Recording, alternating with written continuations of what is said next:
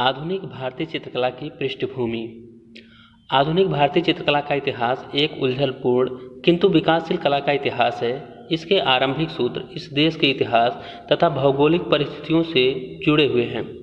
विस्तारवादी, साम्राज्यवादी, बर्बर और लालची विदेशी शक्तियों ने इसे बार बार आक्रांत किया। अतः एक स्वतंत्र चेता राष्ट्र के रूप में इस देश की विचारधारा, कला एवं संस्कृति का विकास अपेक्षित दिशा में नहीं हो सका।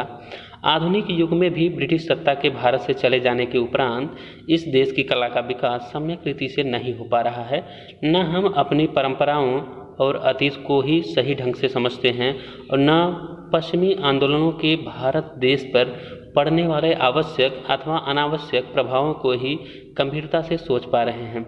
ऐसी परिस्थितियों में आधुनिक भारतीय चित्रकला की कोई राष्ट्रीय व्याख्या संभव नहीं है।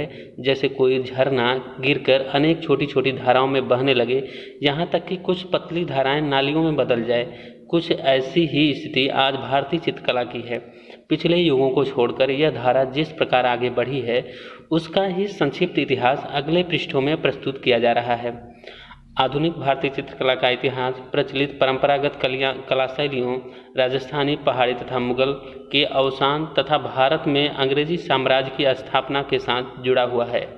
यूँ तो पश्चिमी कला के तकनीक की कुछ विशेषताएं सीखने के लिए अकबर ने भी अपने कुछ अन्य चित्रकार गोवा भेजे थे, पर जैसे जैसे भारतवर्ष में ईस्ट इंडिया कंपनी का प्रभाव बढ़ता गया और हिंदू तथा मुस्लिम शासकों को पदच्युत करके अनेक राज्यों का शासन सीधे ब्रिटिश सत्ता के अधीन होता गया, वैसे वैसे राजाश्रय में पलने वाले चित्रकार भी अपने आश्रयदाताओं के दरबारों से पलायन करते गए।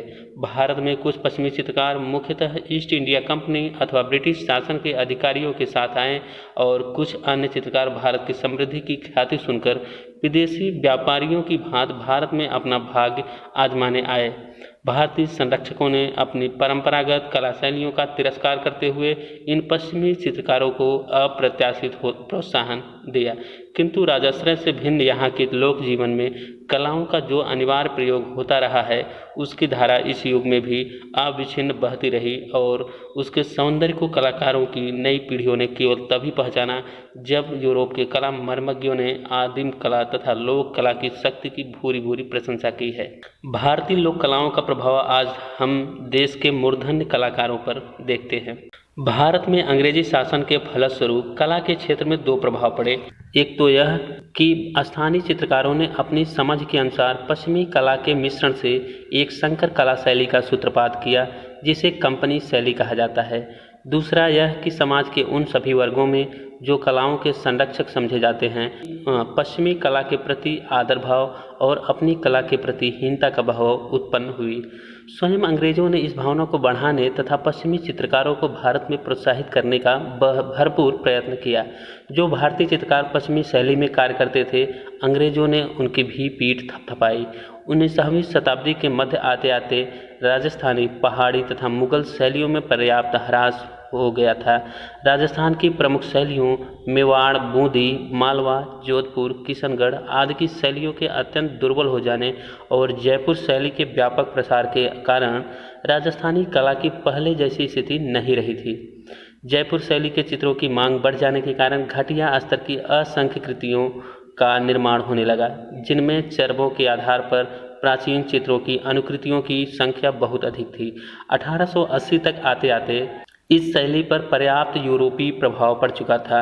पहाड़ी शैली की अंतिम परिणति सिख चित्रकला में हुई, जिसमें पर्याप्त दुर्बलता, अलंकारिता तथा रेखांकन की कठोरता है। रंगों में भी पहले जैसा सौंदर्य नहीं रहा। इसके साथ ही इस पर भी पश्चिमी कला का प्रभाव पड़ा। मुगल कला में भी इस समय पहले जैसी उत्कृष्टता न रही। आकृतियों में छाया प्रकाश दिखाने के हेतु काले रंग का प्रयोग किया जाने लगा। यूरोपीय कला के प्रभाव से अंधकारपूर्ण वातावरण में तेज प्रकाश से चमकती आकृतियां भी अंकित की जाने लगी। घटिया रंगों का प्रयोग होने लगा और अनेक नकलें तैयार की जाने लगी। आलोचकों ने मुगल शैली के 3 रूप माने हैं: दरबारी, लोकप्रिय तथा बाजारू। शक्तिशाली शासकों के अंत के साथ ही दरबारी मुगल कला भी समाप्त हो गई। मुगल कलाकारों की परंपरा की अनुकृति करने वाले अन्य चित्रकारों की कला लोकप्रिय मुगल अथवा प्रांतीय मुगल कहलाई और जो दरबारी मुगल कलाकार कहीं भी आश्रय न मिलने पर बाजार में आ बैठे, उनकी कला बाजार मुगल कला कहलाई। इस प्रकार मुगल कला का स्तर भी बहुत गिर गया था।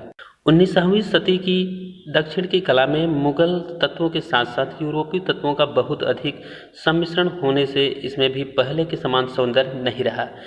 इस समय तक अनेक विदेशी चित्रकार भी विभिन्न शासकों के दरबारों में आने लगे थे।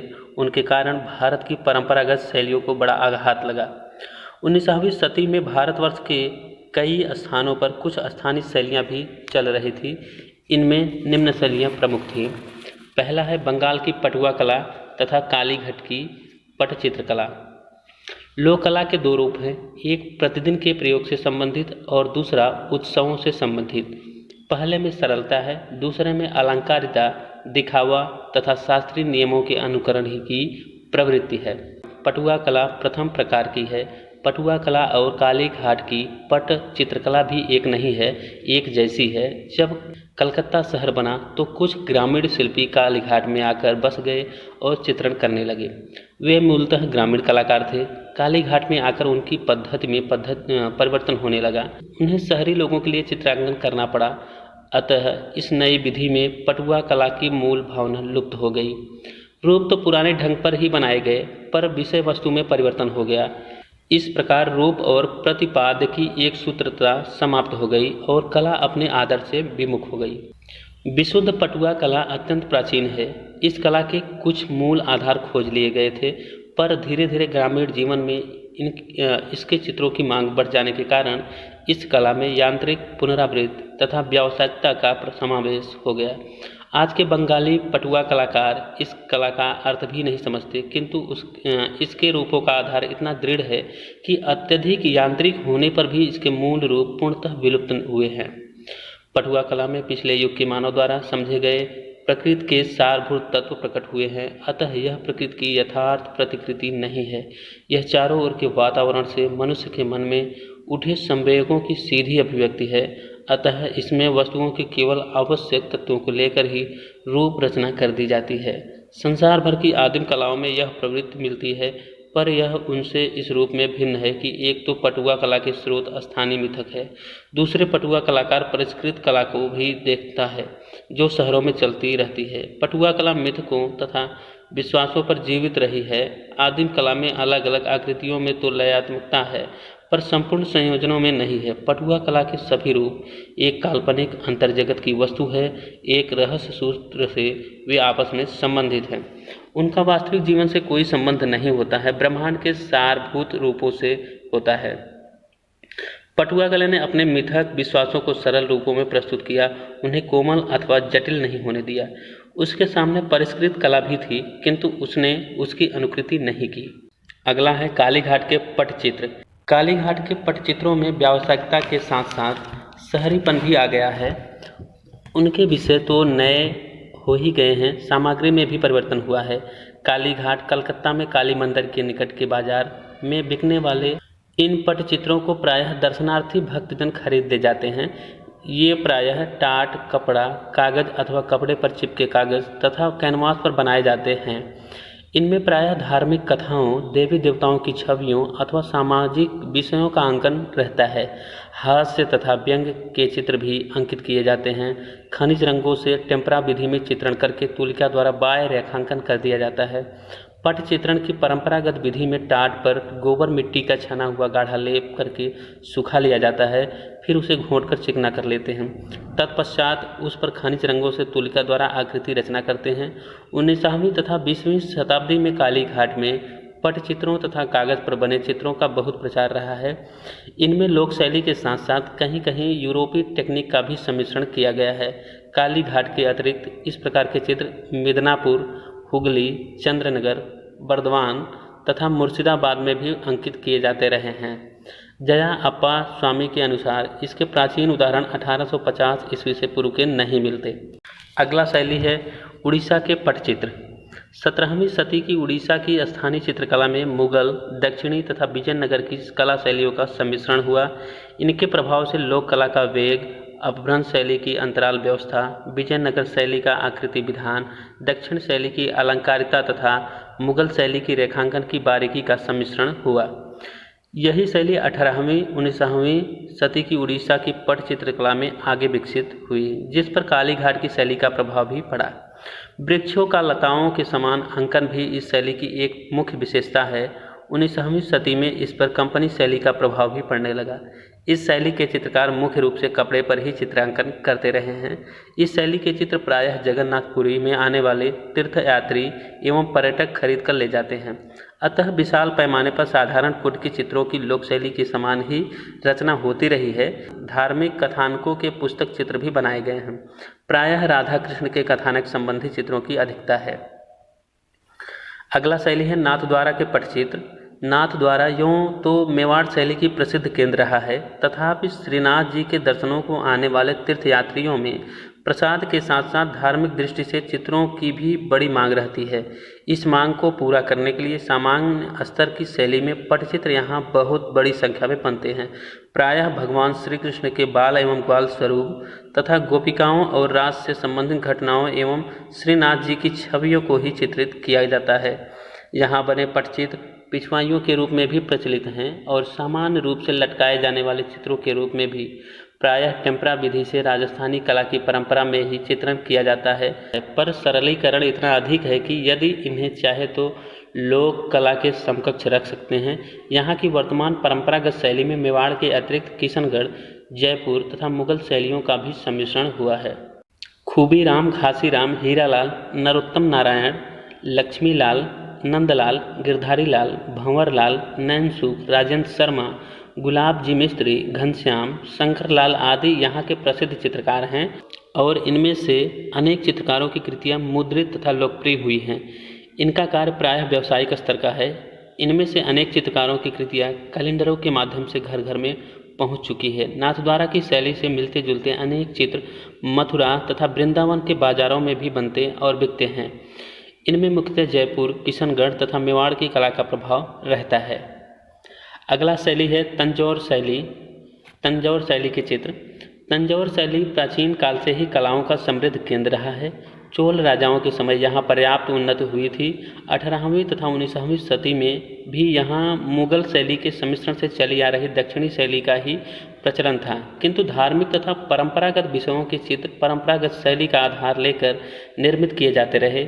मराठा काल में यहाँ पुस्तक चित्रण तथा पट चित्रण के अतिरिक्त लकड़ी के पटरों पर चिपके कपड़ों पर चित्रण की विधि भी विकसित हुई थी। इसमें किंचित गाढ़े लेप से आकृतियाँ बनाकर रिलीफ का हल्का प्रभाव दिया जाने लगा। रामायण, कृष्ण लीला आदि विषयों का अंकन इस प्रकार के चित्रों में बहुत हुआ है और रंगों के अतिरिक्त मूल्यवान पत्थरों तथा सुवर्ण के पत्रों को भी चिपकाया गया है। यह कला हैदराबाद, कुडप्पा, कुर्नूल, अर्काट, मैसूर तथा तंजौर सभी स्थानों पर किंचित स्थानीय विशेषताएं लेकर विकसित हुई। केदारनाथ, बद्रीनाथ, द्वारका आदि में बिकने वाले धार्मिक चित्रों तथा बंगाल, मधुबनी, मिथिला, बिहार, राजस्थान, उत्तर प्रदेश, गुजरात, मालवा आदि की लोक शैलियाँ भी अत्यंत जीवंत रूप में अपने अपने क्षेत्रों को निरंतर प्राणान्वित करती रही हैं। अगला चित्रकारी है कांच पर चित्रण। 18वीं शती उत्तरार्ध में पूर्वी देशों की कला में अनेक पश्चिमी प्रभाव आए। यूरोपवासी समुद्री मार्गों से खूब व्यापार कर रहे थे। डचों, पुर्तगालियों, फ्रांसीसियों तथा अंग्रेज व्यापारियों ने भारतीय सागर तटों पर अपनी बस्तियां स्थापित कर ली थी। इनके लिए अनेक चित्रकार यूरोपीय कांच चित्रण के अनुकरण पर चित्रांकन कर रहे थे। यह कार्य मुख्यतः चीनी चित्रकार कर रहे थे। भारतीय राजाओं ने भी विदेशी चित्रकारों को अपने दरबारों में स्थान दिया। टीपू सुल्तान ने भी इनसे अनेक चित्र बनवाए। सतारा, कच्छ तथा मुंबई में भी अनेक चित्रकार थे जिनकी शैली में चीनी यूरोपीय पद्धतियों का सम्मिश्रण था। कांच पर चित्रण आरंभ में दक्षिणी भारत में प्रचलित हुआ था। तमिलनाडु, कर्नाटक, आंध्र तथा महाराष्ट्र में यह माध्यम भारत के अन्य क्षेत्रों की तुलना में पहले आरंभ हुआ था। सभी क्षेत्रों में स्थानीय शैलियों के प्रभाव से परिवर्तन भी हुए। तंजौर में यह काष्ठ चित्रण से प्रभावित हुआ। भीड़ युक्त सपाट संयोजन, कृत्रिम अलंकारों की प्रचुर सजावट और प्रदर्शन, सुवर्ण का अत्यधिक प्रयोग, रंगों में छाया देने के उपरांत भी प्रायः सपाट तथा अलंकारिक प्रभाव, रेखांकन में भारीपन आदि इन चित्रों की प्रमुख विशेषताएं हैं। मैसूर के चित्रों का रेखांकन अधिक स्पंदन युक्त है, अलंकरण कम है और आकृतियों में गति तथा सजीवता है। कालीघाट की कांच चित्रण कला में मोटी सीमा रेखा, ओजपूर्ण आकृतियाँ तथा भारीपन है। पृष्ठभूमि रिक्त रहती है। सभी स्थानों पर प्रायः देवी देवताओं, राज दरबारों तथा गणिकाओं का अंकन इस कला में अधिक हुआ है। अगला टॉपिक है भारत में विदेशी चित्रकार। आधुनिक भारतीय चित्रकला के विकास के आरंभ में उन विदेशी चित्रकारों का महत्वपूर्ण योगदान रहा है जिन्होंने यूरोपीय, प्रधानतः ब्रिटिश कला शैली के प्रति भारतीय मानस में अधिकाधिक रुचि उत्पन्न कर दी थी। भारत में विदेशी कलाकार प्राचीन युगों में भी आते रहे थे। इनके प्राचीनतम उदाहरण गांधार शैली में मिलते हैं। ईसाई धर्म के प्रचारकों के रूप में ईसा के शिष्य संत लूका द्वारा रचित एक चित्र को उनके दूसरे शिष्य संत टॉमस भारत लाए थे। मध्य युग में सीरियाई चर्च का भारत आगमन हुआ और उसके साथ पश्चिमी एशिया में प्रचलित ईसाई कला शैली का भारत में प्रवेश हुआ। मुगल युग में पुर्तगाल ने गोवा में अपना केंद्र स्थापित किया और तभी से मुगल कला पर पुर्तगाली तथा डच प्रभाव पड़ना आरंभ हुआ। किंतु कुछ समय पश्चात इंग्लैंड के राजदूत सर टॉमस रो के साथ जो ब्रिटिश प्रभाव भारत में आया वह निरंतर बढ़ता ही गया। मुगल तथा राजपूत शैलियों के समस्त क्षेत्रीय रूपों में इसे देखा जा सकता है। मुगल साम्राज्य के पतन के समय ईस्ट इंडिया कंपनी भारत में व्यापार के साथ साथ अपना राजनीतिक प्रभुत्व भी बढ़ाती जा रही थी। कंपनी की आज्ञा लेकर अथवा स्वतंत्र रूप से इंग्लैंड से आने वाले ब्रिटिश चित्रकार भारत में अपना समृद्ध बाजार देख रहे थे। कुछ तो भारत के मुगल अथवा हिंदू शासकों के दरबारों में पहुंचे जहां उनके चित्र बहुत अच्छे मूल्य पर खरीदे जाने लगे। कुछ चित्रकार भारत के विभिन्न स्थानों पर घूम घूमकर प्रसिद्ध स्मारकों, तीर्थों, जनजीवन तथा विशिष्ट व्यक्तियों के चित्र बनाने लगे। इन्हें उस समय के समस्त व्यक्ति खरीद लेते थे। सबसे अधिक चित्र कंपनी के अधिकारियों ने खरीदे। यही नहीं, कंपनी के अधिकारियों ने कुछ चित्रकारों से अपनी इच्छानुसार भारत के चित्र बनवाए। इनमें दृश्य चित्रों, लोक जीवन के चित्रों तथा व्यक्ति चित्रों की प्रमुखता थी। ब्रिटिश चित्रकारों का बड़ी संख्या में भारत में आगमन मध्य 18वीं सदी से आरंभ हुआ, जबकि कंपनी का व्यापार पर्याप्त उन्नत था। इस समय ब्रिटिश चित्रकारों ने भारत से खूब धन बटोरा। इन समस्त चित्रकारों का युग सन 1760 ईस्वी से 1900 ईस्वी तक रहा है। इनमें कुशल चित्रकार, शौकिया कलाकार, नारी चित्रकार तथा व्यावसायिक कार्य करने वाले कलाकार सभी थे। सन 1769 ईस्वी में भारत में टिल्ली कैटिलाए अकेले ही मद्रास, कलकत्ता तथा लखनऊ का भ्रमण करके अंत में अवध के दरबार में उन्होंने बहुत धन अर्जित किया। उनकी सफलता का समाचार इंग्लैंड जब पहुंचा तो सन 1774 में जॉर्ज विल्सन और सन 1776 में सेटोन, सन 1777 में कैथरीन रीड, सन 1778 ईस्वी में मिस आइजैक भी भारत की ओर दौड़े।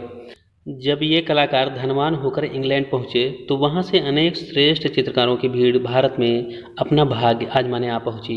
सन 1780 ईस्वी में विलियम होजेस, सन 1782 ईस्वी में जॉर्ज फेरिंगटन, सन 1783 ईस्वी में जोफनी, सन 1784 ईस्वी में थॉमस हिकी तथा सन 1785 ईस्वी में हम्फ्रे अल्फाउंडर, आर्थर विलियम डेविस तथा जॉन स्मार्ट भारत आए। होजेस को भारत के वायसराय वारेन हेस्टिंग्स का संरक्षण मिला।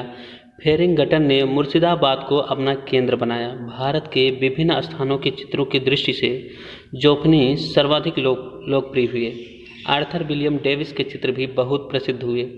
लॉर्ड कॉर्नवालिस के एक व्यक्ति चित्र से उनको 21,000 रुपये मिले, फिर भी उनका अंतिम समय निर्धनता में व्यतीत हुआ।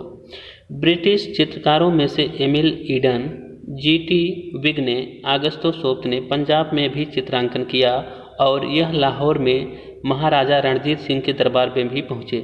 मिस एमिली ईडन को रणजीत सिंह की छवि बनाने का सर्वप्रथम अवसर भी प्राप्त हुआ।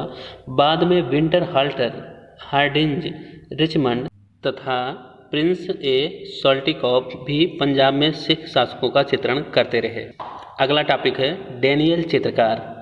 टॉमस तथा विलियम डैनियल भारत में सन 1785 से सन 1794 के मध्य रहे थे। उन्होंने कलकत्ता के शहरी दृश्य, ग्रामीण शिक्षक, धार्मिक उत्सव, नदियाँ, झरने तथा प्राचीन स्मारक चित्रित किए। श्रीनगर गढ़वाल में उन्होंने रस्सी के पुल का भी चित्रण किया। दक्षिण में उन्होंने कन्याकुमारी के सागरी दृश्य, दक्षिण भारत के प्रसिद्ध मंदिरों, गोपुरों, प्रपातों आदि के अनेक चित्र बनाए। पश्चिम भारत का भ्रमण कर उन्होंने एलोरा, एलिफेंटा तथा अजांता आदि के स्थापत्य का भी चित्रण किया। इन सभी स्थानों पर बनाए गए स्केच तथा चित्र 6 खंडों में विभाजित है। पहला ओरिएंटल सीनरी, दूसरा 24 व्यूज इन हिंदुस्तान, तीसरा एंटीक्विटीज ऑफ इंडिया, चौथा है Hindu excavations in mountain of Ellora near Aurangabad in the Deccan, पांचवा है 24 लैंडस्केप, छठवां है ताजमहल आदि के चित्र। भारत में उस समय न तो रेलगाड़ी थी और न स्टीम से चलने वाली नाव। इन दोनों चित्रकारों ने साधारण नाव में बैठकर ही नदी मार्गों से भारत की यात्रा की और चित्र बनाए। इनके पास एक तत्कालीन बॉक्स कैमरा भी था। कानपुर से इन्होंने मैदानी यात्रा पालकियों में की। इनके साथ दक्षिण की यात्रा में लगभग 50 सेवक थे। 11 कहारों वाली 2 पालकियाँ, 2 घोड़े, 1 बैलगाड़ी, 3 बोझा ढोने वाले सांड, 7 आदमी सामान लेकर चलने वाले, 2 कुली, अर्दली, खजांची, तंबू गाड़ने वाले तथा छोटे छोटे काम करने के लिए 1 मुसलमान बालक। दोनों डेलियल चित्रकारों ने बड़े ही यथार्थतापूर्ण दृश्यों का अंकन किया है। इनका माध्यम प्रायः जल रंग थे। इन्होंने जल रंगों के एक्वाटिंग तकनीक का भारत में श्री गणेश किया और उसे बंगाली चित्रकारों को भी सिखाया। इंग्लैंड वापस लौटने पर वे भारतीय जीवन के चित्र के विशेषज्ञ तो माने ही गए, उन्होंने ब्रिटिश भवन कला को भी प्रभावित किया। उनके सहयोग से इंग्लैंड में कुछ ऐसे भवन भी बने जिन पर भारतीय स्थापत्य कला की छाप है। उनके चित्रों में ब्रिटिश कला में संयोजन के रूप को भी प्रभावित किया गया। 1837 ईस्वी में भतीजे विलियम डेनियल की तथा 1840 में चाचा टॉमस डेनियल की मृत्यु हो गई। डेनियल तथा अन्य ब्रिटिश चित्रकारों ने भारत में ब्रिटिश चित्रकला के प्रति जो रुचि उत्पन्न कर दी थी वह बहुत समय तक भारतीय कला को प्रभावित करती रही। विशेषतः आधुनिक भारतीय चित्रकला में विशुद्ध दृश्य चित्रण तथा यूरोपीय पद्धति के तैल माध्यम में व्यक्ति चित्रण की दृष्टि से इन चित्रकारों ने जो आधार बनाया उसी का भारतीय चित्रकारों ने आगे विकास किया। अगले चित्रकार हैं आगस्तो सोफ्ट। इनका समय काल है 1809 से 1880 के बीच। सोफ्ट हंगेरियन चित्रकार थे। उनके विषय में भारत में बहुत कम जानकारी है। सोफ्ट के पितामह या पिता जर्मनी में पैदा हुए थे पर वे हंगरी में बस गए थे। वहाँ पेस्ट नामक नगर में वे जिस गली में रहते थे वह आज भी चित्रकारों की गली कहलाती है। उनका घर 7 उल्लुओं के घर के नाम से मशहूर था। यहीं सोफ्ट 1809 में जन्मे थे। 1828 ईस्वी में 19 वर्ष की आयु में वे कला शिक्षा के लिए वियना गए। फिर इटली, फ्रांस तथा स्विट्जरलैंड होते हुए म्यूनिख गए। 1835 ईस्वी में वे घर लौट आए, किंतु घर में रहने के बजाय उस होटल में रहने लगे जहां उनके चित्र बिक्री के लिए प्रदर्शित थे। वहां उनका एक लड़की से प्रेम हो गया, किंतु उनके माता पिता ने इस विवाह की अनुमति नहीं दी। सोफ्ट ने बुखारेस्ट जाकर विवाह कर लिया और उस प्रेमिका पत्नी के साथ 1836 में आजीविका की खोज में निकल पड़े। कुस्तुनतुनिया, वर्तमान इस्तंबुल तथा अरब देशों की यात्रा करते हुए ईरान तथा अफगानिस्तान होते हुए भारत आ पहुँचे। 14 नवंबर 1841 को वे लाहौर में रुके। वहाँ के तत्कालीन शासक महाराजा शेर सिंह को उन्होंने एक सिख ग्रंथी का व्यक्ति चित्र बनाया जिससे वे उनकी यथार्थवादी कला से बहुत प्रभावित हुए। महाराजा शेर सिंह अत्यंत उदार थे। उन्होंने सोफ्ट से अनेक चित्र बनवाए और उन्हें बहुत सा पुरस्कार दिया। सोफ्ट ने अपनी इस कला के दौरान जो भी महत्वपूर्ण चित्र बनाए थे उनकी नकलें अपने पास रख ली थी, जिनका उन्होंने स्वदेश लौटने पर प्रदर्शन किया। इनमें महाराजा शेर सिंह तथा लाहौर दरबार के चित्र भी थे। लाहौर दरबार का चित्र महाराजा शेर सिंह के उत्तराधिकारी महाराजा रणजीत सिंह के समय बनाया गया था। इस चित्र में 70 मुखाकृतियाँ पूर्ण सादृश्य लिए हुए चित्रित की गई हैं। महाराजा कोहिनूर का मुकुट पहने हैं। 1841 ईस्वी में ही सोफ्ट ने अमृतसर नगर का चित्रण किया। उन्होंने दरबार साहब का भी चित्र बनाया था। इसे बनाते समय एक दिन उनके दांतों के बीच ब्रुश लगा हुआ था। सिख श्रद्धालुओं ने उसे सिगार समझकर सोफ्ट को पीटना आरंभ कर दिया। वे मरते मरते उस समय बचे थे। लाहौर से सोफ्ट दिल्ली आए और मुगल शासक बहादुर शाह का चित्र बनाया। वे आगरा भी गए और वहाँ के भी चित्र बनाए। आगरा से वे बनारस तथा कलकत्ता पहुँचे। कलकत्ता में उन्हें अपने देश का एक विद्वान मिल गया जिससे उनकी मित्रता हो गई। 1842 में सोफ्ट बम्बई पहुँचे। वहाँ मलाबार पहाड़ियों से बनाया गया उनका बम्बई का दृश्य बहुत प्रसिद्ध है। सोफ्ट भारत से अपार धन एकत्रित कर अपनी पत्नी के साथ बम्बई से एक जहाज पर सवार होकर मिस्र की ओर चले गए। उन्होंने भारत से अनेक बहुमूल्य वस्तुएं भी एकत्रित कर ली थी। स्वदेश पहुंचकर सोक्त विलासपूर्ण जीवन व्यतीत करने लगे और अपव्यय करने लगे। धीरे धीरे उन पर आर्थिक तंगी आने लगी। परवश होकर 1863 ईस्वी में उन्हें अपना संग्रह बेचने को बाध्य होना पड़ा। हंगरी से वे लंदन चले गए और अपना अंतिम समय वहीं व्यतीत किया। 1880 ईस्वी में 71 वर्ष की आयु में लंदन के एक पागलखाने में उनकी मृत्यु हुई। इस समय के अन्य चित्रकार प्रायः व्यक्ति चित्रण में ही कुशल थे। दृश्य चित्रण के क्षेत्र में टॉमस डैनियल तथा विलियम डैनियल चाचा भतीजे ने ही अविस्मरणीय कार्य किया था। लिथोग्राफी के क्षेत्र में जॉर्ज चिन्नरी, विलियम सिम्पसन तथा एडवर्ड लेयर के नाम प्रमुख हैं। जनजीवन का चित्रण 19वीं सदी में जेम्स एटकिंसन ने भी पर्याप्त विवरणात्मकता से किया है। अगला टॉपिक है कंपनी शैली। 18वीं सदी के मुगल शैली के चित्रकारों पर उपरोक्त ब्रिटिश चित्रकारों की कला का बहुत प्रभाव पड़ा। उनकी कला में यूरोपीय तत्वों का बहुत अधिक मिश्रण हो गया और इस प्रकार जो नई शैली विकसित हुई उसे कंपनी शैली कहते हैं। कुछ विद्वानों ने इसे पटना शैली भी कहा, पर यह नाम ठीक नहीं है क्योंकि इस शैली का प्रभाव बंगाल से सिंध तक, पंजाब से महाराष्ट्र तक एवं नेपाल में भी था। इस शैली का प्रभाव अंग्रेजों और ईस्ट इंडिया कंपनी के साथ साथ बढ़ा, अतः इसे कंपनी शैली ही कहना चाहिए। ईस्ट इंडिया कंपनी की स्थापना सन 1600 ईस्वी में इंग्लैंड में हुई थी, जिसने भारत से व्यापार करने का उद्देश्य बनाया था। इससे संबंधित जो ब्रिटिश अधिकारी भारत भेजे गए थे, उन्होंने 17वीं सदी के आरंभ में सूरत, बम्बई, अहमदाबाद और भड़ौच में व्यापारिक कोठियाँ बना ली। तत्पश्चात गोलकुंडा, मद्रास, उड़ीसा तथा बंगाल में भी कंपनी ने अपनी पैर जमा लिए और कोठियों के रूप में सुदृढ़ किलेबंदी भी कर ली। भारत के स्थानीय नरेशों से झगड़ा करके और फिर कूटनीतिक तरीकों से धीरे धीरे सत्ता हथियाकर अंत में 1857 ईस्वी में भारत के अधिकांश भागों का शासन सीधे ब्रिटिश सरकार के हाथों में चला गया। राजाश्रय समाप्त हो जाने से कलाकार निराश्रित होकर इधर उधर भटकने लगे। इनमें से कुछ चित्रकार बड़े शहरों में जाकर बस गए। कुछ कलाकारों को ब्रिटिश अधिकारियों ने प्रोत्साहन दिया। ये कलाकार भारतीय जनजीवन तथा भारतीय दृश्यों के चित्र जल रंगों अथवा टेम्परा में बनाकर बेचा करते थे। अंग्रेज सैनिक, व्यापारी तथा अधिकारी इन चित्रों को सबसे अधिक खरीदते थे तथा इंग्लैंड में अपने परिवारजनों को भेजा करते थे और स्वयं भी इनसे मनोरंजन करते थे। 18वीं सदी के अंतिम वर्षों में बंगाल में मुर्शिदाबाद से आकर कुछ कलाकार पटना में रहने लगे थे। उस समय पटना चित्रकला का कोई महत्वपूर्ण केंद्र नहीं था और ये चित्रकार मुर्शिदाबाद में कठिनाइयों के कारण ही पटना आए थे। पटना, जिसे आजमाबाद कहते थे, में मुगल चित्रकार अंग्रेज संरक्षकों के हेतु 17वीं सदी में चित्रण करते रहे थे, किंतु वहाँ कोई स्थानीय शैली विकसित न हो सकी थी। मुर्शिदाबाद में 18वीं सदी में अनेक चित्रकार व्यक्ति चित्रण, दरबारी दृश्यों तथा रागमाला आदि के चित्रण में व्यस्त थे।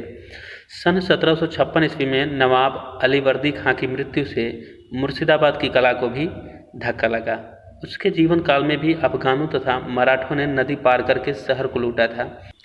उसके उत्तराधिकारी सिराजुद्दौला सन 1756 से 57 तथा मीर जाफर सन 1757 से 61 के समय राज्य की दशा बहुत बिगड़ गई और चित्रकारों को नए आश्रय खोजने को बाध्य होना पड़ा। मिल्ड्रेड आर्चर का विचार है कि सन 1770 के लगभग ही ये कायस्थ चित्रकार पटना की ओर मुड़े, जो उस समय व्यापारिक समृद्धि पर था। यहाँ कंपनी की सुदृढ़ शासन व्यवस्था थी। पटना पहुंचकर इन चित्रकारों ने अपने नए आश्रयदाताओं की रुचि के अनुकूल भारतीय जीवन का चित्रण किया। विभिन्न जातियों, शिल्पियों, देसी वाहनों तथा यातायात के साधनों और भारतीय उत्सवों की चहल पहल और रंगीनी ने अंग्रेजों को पर्याप्त आकर्षित किया। यहाँ के एक चित्रकार सेवक राम, जिनका समय काल है सन 1770 से 1830 के बीच, से लॉर्ड मिंटो ने अनेक चित्र खरीदे थे। अंग्रेज अधिकारियों को बेचने के लिए चित्रकार उनके पास अपने चित्र ले जाते थे। ये चित्र प्रायः 8x6 इंच के आकार के कागज़ पर बने होते थे। बड़े चित्र 22x16 इंच तक के बनते थे। प्रायः जल रंगों का प्रयोग होता था और छाया के स्थान पर पहले सीपिया रंग का वास देकर बाद में स्थानीय रंग लगाया जाता था। रंगों में मुगल कला जैसी चमक नहीं थी। ईस्ट इंडिया कंपनी ने हुलास लाल को भी अपने यहाँ रखा था। उसने बांकीपुर में एक लिथो प्रेस भी लगाया था। जयराम दास इस कार्य में उसका विशेष सहायक था। इस समय के अन्य चित्रकार झूमक लाल लगभग 1884 ईस्वी, तूनी लाल लगभग 1800 में तथा फकीर चंद लाल लगभग सन 1790 से 1865 के बीच थे, जो पटना के बाजार में कागज तथा अभ्रक के चौकोर टुकड़ों पर चित्रण करते थे। फकीर चंद लाल के पुत्र शिवलाल, जिनका समयकाल 1817 से 1887 के बीच के चित्र कलकत्ता तक बिकने जाते थे। वह कागज तथा हाथी दांत पर व्यक्ति चित्र भी बनाता था और 1850 से 70 के मध्य का सबसे प्रसिद्ध चित्रकार था। शिवलाल का चचेरा भाई शिवदयाल भारतीय ढंग पर सपाट आकृतियों तथा चमकदार रंगों का प्रयोग करता था, जो भारतीयों को अधिक पसंद थे। मुकुंदलाल, बनीलाल, जिनका समयकाल है 1850 से 1901, ईश्वरी प्रसाद तथा गोपाल लाल यहाँ के अन्य चित्रकार थे। 19वीं सदी में बनारस में भी यह शैली बहुत जोरों से चल रही थी। महाराजा ईश्वरी नारायण सिंह ने इसे संरक्षण दिया, जहां इसके प्रसिद्ध चित्रकार डल्लू लाल, लालचंद एवं गोपाल चंद थे। राय कृष्णदास जी के अनुसार संभवतः ये आरा घराने के थे। यहाँ उस्ताद राम प्रसाद ने भी कंपनी शैली में चित्रांकन किया। केहर सिंह नामक एक सिख चित्रकार, जो श्री रंधावा के मत से संभवतः कपूरथला निवासी था, इस शैली में अमृतसर में कार्य करता था। उसने भिखारियों, गायकों, ज्योतिषियों, सपेरों आदि के अनेक चित्र अंकित किए। 1860 में भारत में कैमरे के प्रयोग से यह कला बहुत प्रभावित हुई। इसके अन्य केंद्र दिल्ली, लखनऊ, पूना, सतारा, तंजौर एवं नेपाल आदि थे। कंपनी शैली की मुख्य विशेषताएं निम्नलिखित हैं। पहला है मुगल तथा यूरोपीय शैलियों के यथार्थवादी तत्वों का सम्मिश्रण तथा छाया प्रकाश द्वारा वास्तविकता लाने का प्रयत्न। दूसरा है अधिकांश लघु चित्रों की रचना, जिनके हेतु कागज तथा हाथी दांत की पतली पतली परतों का प्रयोग आधार के रूप में हुआ है। छोटे आकार के कैनवास चित्र भी बने। तीसरा है प्रायः छाया प्रकाश के द्वारा गढ़नशीलता अथवा उभार दिखाकर चित्र की खुलाई मुगल पद्धति की बारीक रेखाओं द्वारा की गई है तथा आभूषणों एवं वस्त्रों आदि के डिजाइन भी पर्याप्त बारीकी से बनाए गए हैं। चौथा है प्रकृति चित्रण यथार्थवादी ढंग का किंतु अलंकारिक है। पांचवा है प्रायः 1.5 चश्म चेहरे बनाए गए हैं। छठा है प्रायः प्रसिद्ध लोगों तथा आश्रयदाताओं के व्यक्ति चित्र और भारतीय जनजीवन का चित्रण ही इस शैली के प्रमुख विषय रहे हैं। धार्मिक चित्र भी अंकित हुए हैं। सातवां है भारतीय लोगों की विभिन्न प्रकार की वास्तविक वेशभूषा तथा रहन सहन का चित्रण हुआ है। आठवां है वैज्ञानिक परिप्रेक्ष्य के आधार पर दृश्य चित्रण का प्रयत्न हुआ है। नौवां है अंग्रेजी जल रंग पद्धति के आधार पर चित्रण तकनीक का विकास हुआ है। विदेशी लोग इस शैली में भारतीय पहनावे आदि के चित्र बनवाकर अपने देश को ले जाते थे। इनका आकार प्रायः पोस्ट कार्डों जैसा होता था। पंजाब में रणजीत सिंह के शासन के उपरांत सिख शैली भी लुप्त हो गई। उत्तरी भारत के कुछ खानदानी चित्रकार तंजौर चले गए। वहाँ 1867 ईस्वी तक वे अपना निर्वाह करते रहे। अगला टॉपिक है बंगाल का आरंभिक तैल चित्रण। 18वीं सदी में बंगाल में जो तैल चित्रण हुआ उसे डच बंगाल शैली कहा जाता है।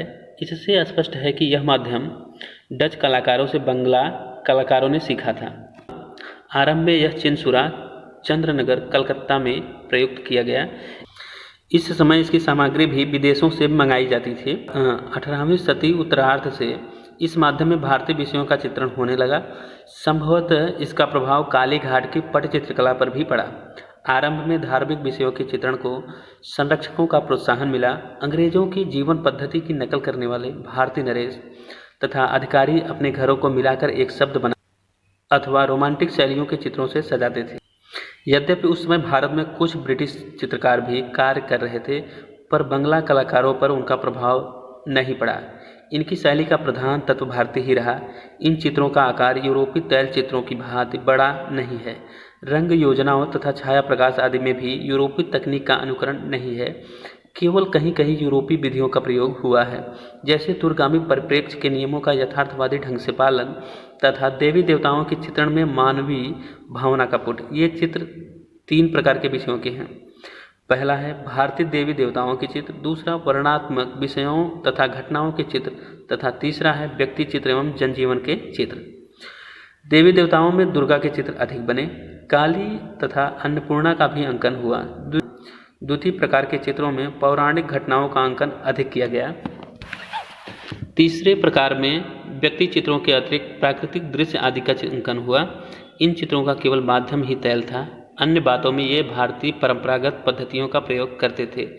प्रायः सपाट रंग भरकर बाह्य सीमा रेखा का भी अंकन किया जाता था। केवल मोटा मोटा छाया प्रकाश अंकित किया जाता था। भारतीय पद्धति तथा मान्यताओं के अनुसार ही रंगों, परिधानों एवं पृष्ठभूमि का अंकन किया जाता था। कहना न होगा कि भारत में तैल चित्रण का आरंभ इसी विधि से हुआ। अब बात करते हैं राजा रवि वर्मा पर। राजा रवि वर्मा का काल 1848 से 1906 के बीच रहा। रवि वर्मा का जन्म केरल के किलीमनूर नामक ग्राम में अप्रैल सन 1848 ईस्वी में हुआ था। यह कोट्टायम से 24 मील दूर है।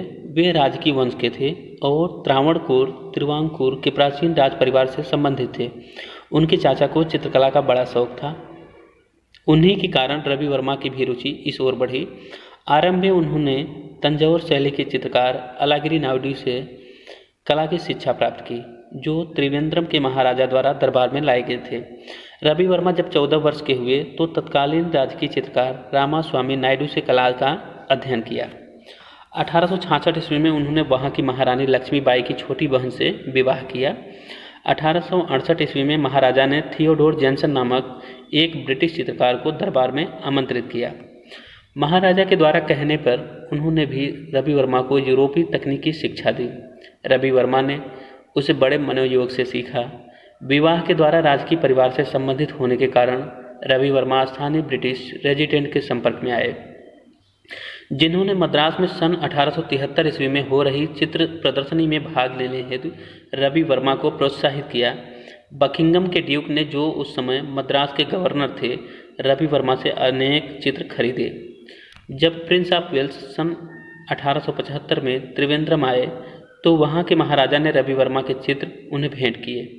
1880 ईस्वी की पुनः प्रदर्शनी और 1892 की वियना तथा शिकागो की कला प्रदर्शनियों में भी उनके चित्रों की प्रशंसा हुई।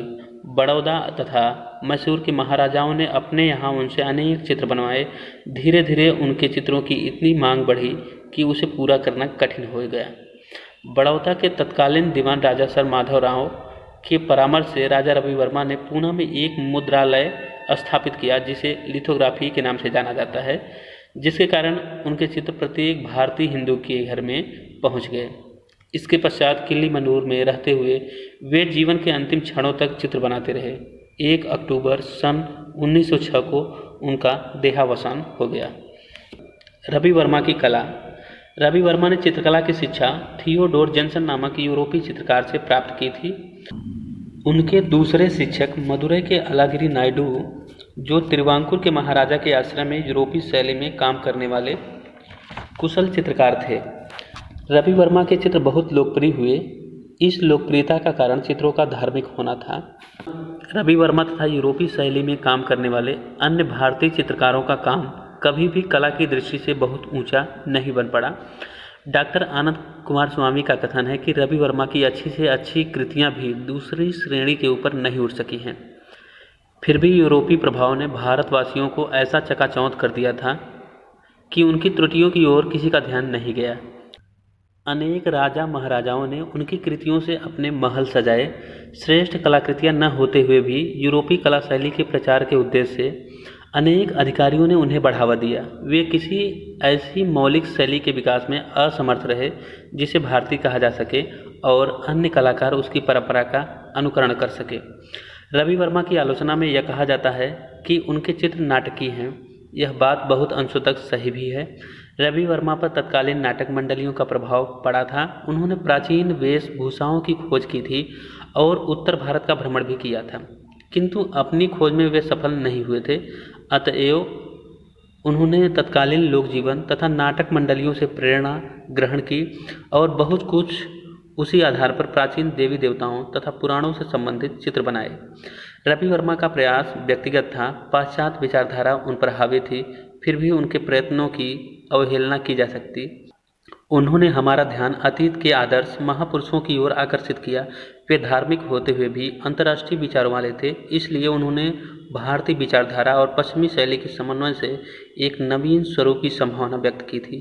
क्या आज भी अनेक भारतीय चित्रकार भारतीय विषयों को पाश्चात्य शैलियों में अंकित नहीं कर रहे हैं, किंतु फिर भी उनकी कला ऐसी नहीं है जिस पर भारतवासी गर्व कर सके। उनके चित्रों को मुद्रित कर देने से भी उनकी कला का स्तर गिरा है, क्योंकि उस समय के छापेखाने की स्थिति के अनुसार ये मुद्रित चित्र बहुत अच्छे नहीं हैं। फिर भी यह तो मानना ही पड़ेगा कि उन्होंने मुद्रित चित्रों का एक आरंभिक स्तर निर्धारित किया और उसी के आधार पर भारतीय कैलेंडर नाम का विकास हुआ है। रवि वर्मा को काव्यमयी कल्पना से शून्य कहा जाता है, पर बंगाल के भी अनेक कलाकारों की कृतियाँ अति भावुकतापूर्ण हैं, कवित्वपूर्ण कल्पना से युक्त नहीं। रवि वर्मा तथा बंगाल के पुनरुत्थान काल के कलाकारों की कला आज अप्रासंगिक हो गई है, अतः रवि वर्मा की कला का मूल्यांकन उन्हीं के युग के परिप्रेक्ष्य में करना होगा। जब रवि वर्मा ने चित्रांकन आरंभ किया था तब मुगल तथा राजपूत शैलियों का पतन हो चुका था। दिल्ली, लखनऊ, पटना तथा तंजौर आदि में पतित और संकर शैलियाँ प्रचलित हो गई थी। जब रवि वर्मा ने चित्रांकन आरंभ किया था तब मुगल तथा राजपूत शैलियों का पतन हो चुका था। दिल्ली, लखनऊ, पटना तथा तंजौर आदि में पतित और संकर शैलियाँ प्रचलित हो गई थी। उन्होंने तंजौर में ही चित्रांकन आरंभ किया था, अतः भारतीय कला क्षेत्र में तैल माध्यम के वे अग्रदूत के रूप में सामने आते हैं। जहाँ तक विषय वस्तु का संबंध है, बंगाल का पुनरुत्थान आंदोलन देश की स्वतंत्रता के लिए संघर्ष के उग्र वातावरण के मध्य उत्पन्न हुआ था, अतः भारत के अतीत के लिए उसमें एक स्वाभाविक श्रद्धा थी। किंतु रवि वर्मा उससे पहले के युग के हैं। उस समय अंग्रेजी साहित्य और सभ्यता का भूत बुरी तरह मानवीय सामंत वर्ग पर सवार था। ऐसे वातावरण में भारत के प्राचीन विषयों को लोकप्रिय बनाने का सराहनीय कार्य रवि वर्मा ने किया था। रवि वर्मा पर केरल की साहित्यिक परंपराओं का प्रभाव था, जिनमें सुंदर, हिष्टपुष्ट, शहरी कुलीन नायिका के आदर्श पर साहित्य रचना की जाती थी। यही आदर्श रवि वर्मा की शकुंतला आदि नारी आकृतियों में प्रकट हुआ है। केरल के जो नारी सौंदर्य के प्रतिमान हैं, वे बंगाल के नहीं हो सकते। रवि वर्मा ने यूरोपीय अकादमिक पद्धति को अपने ढंग से बदला भी है। उनके संयोजन बहुत सुंदर है और उनमें लयात्मकता है। सुकेशी, श्री कृष्ण और बलराम, सागर मानभंग, रावण, सीता और जटायु, मत्स्यगंधी, शकुंतला, इंद्रजीत की विजय, हरिश्चंद्र, फल बेचने वाली, गरीबी, चांदनी में सुंदरी, हंसदूत, मोहिनी रुक्मांगद, केरल सागर तट, उदयपुर दुर्ग आदि उनके कुछ प्रसिद्ध चित्र हैं। इनके अतिरिक्त उन्होंने भारत के अनेक राजा महाराजाओं तथा सामंतों के व्यक्ति चित्र अंकित किए और स्वर्ग तथा नरक के दृश्यों का भी अंकन किया। भारत में कला के प्रति सरकारी प्रयास। सन 1857 ईस्वी की क्रांति के असफल हो जाने से अंग्रेजों की शक्ति बढ़ गई और भारत के अधिकांश भागों पर ब्रिटिश शासन थोप दिया गया। भारत के अनेक संस्थानों को भी अंग्रेजों ने अपने हाथों में ले लिया। पश्चिमी कला की शिक्षा देने के लिए कुछ बड़े शहरों में कला विद्यालय स्थापित किए गए, जहां यूरोपीय शिक्षकों के निर्देशन में भारतीय विद्यार्थियों को कला एवं शिल्प सिखाए जाने लगे। इनका आदर्श लंदन की रॉयल एकेडमी ऑफ आर्ट्स के अनुरूप रखा गया।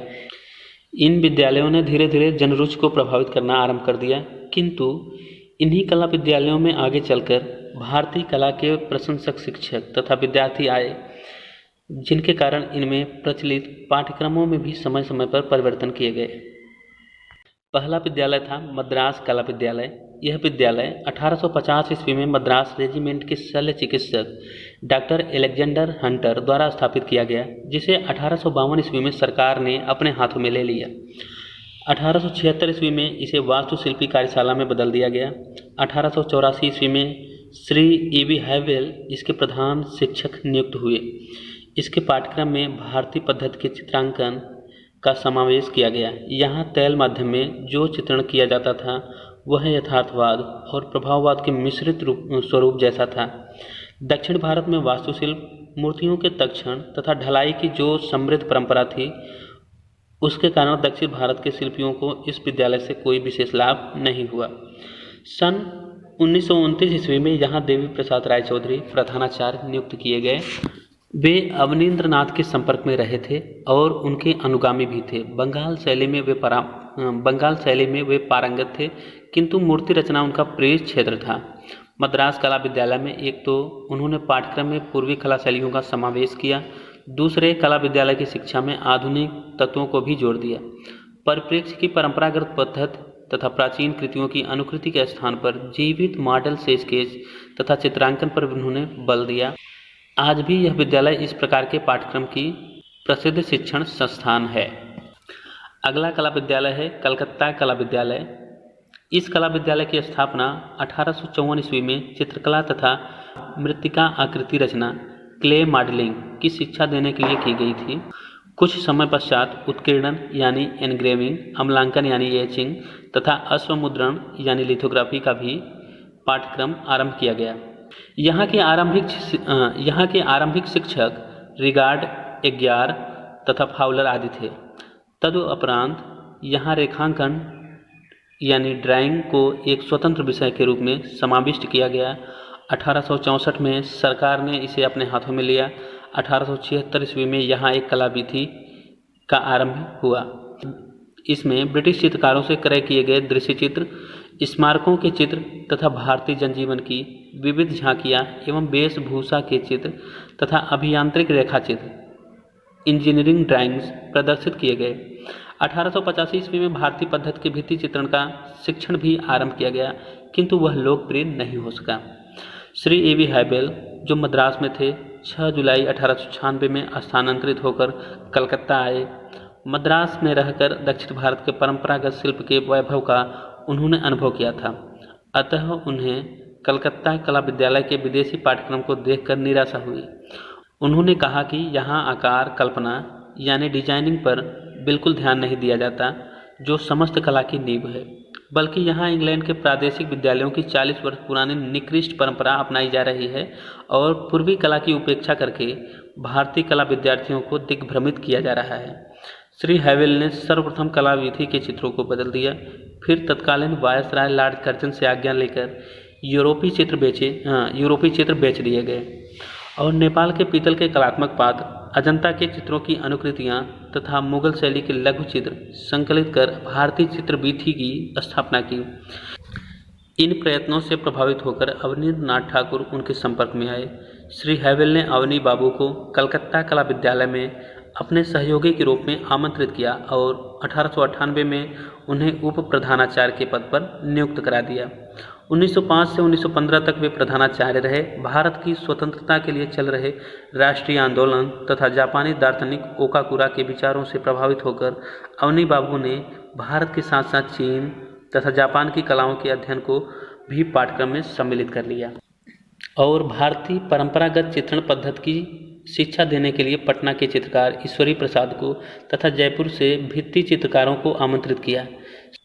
श्री अवनींद्रनाथ के इन प्रयत्नों से अनेक प्रतिभाशाली युवक उनकी ओर आकर्षित हुए और उनके शिष्य बन गए। ये शिष्य थे नंदलाल बसु, सुरेंद्र नाथ कर, वीरेश्वर सेन, सुधीर खास्तगीर, कनु देसाई, मनीषी डे, शैलेंद्र नाथ डे, समरेंद्र नाथ गुप्त, हकीम मोहम्मद खां, समी उज्जमा, शारदा चरण उकील तथा नागहट्ट आदि। यहाँ पर शिक्षा प्राप्त कर ये शिष्य भारत भर में फैल गए और बंगाल शैली का प्रचार करने लगे। इस प्रकार कलकत्ता कला विद्यालय भारत के राष्ट्रीय आंदोलन से जुड़ गया, किंतु अवनी बाबू के पश्चात श्री पर्सी ब्राउन ने पुनः यहाँ का पाठ्यक्रम लंदन की रॉयल एकेडमी ऑफ आर्ट की पद्धति पर आधारित कर दिया।